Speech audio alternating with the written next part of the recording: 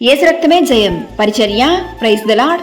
October 24వ తేదీ 2025. ఈరోజు దేవుని వాక్యము. యవ్వనుడు కన్యకను వరించి పెండ్లి చేసుకొనున్నట్లు నీ కుమారులు నిన్ను వరించి పెండ్లి చేసుకొనెదరు.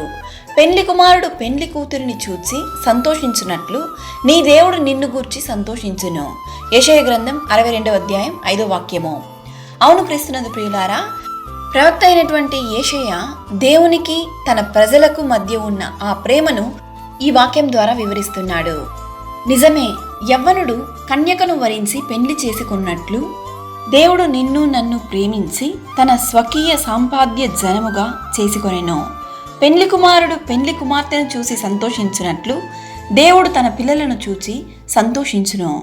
ఈ దినాలలో ఎవరినో సంతోషపెట్టాలని మనం ప్రయాసపడుతూ ఉంటాం. కానీ ఆ దేవాది దేవుడు భార్య భర్తను, భర్త భార్యను సంతోషపెట్టాలని కోరుచున్నాడు.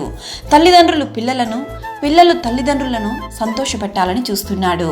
అయితే ఇవన్నీ కూడా అశాశ్వతమైనదని మనం గుర్తించాలి. శాశ్వతమైన ప్రేమ యేసయ్య ప్రేమ మాత్రమే అని దేవుని వాక్యం సెలవిస్తుంది. ఆ ప్రేమ నీ కొరకు నా కొరకు సిలువలో తన ప్రాణమును దారపోసెను.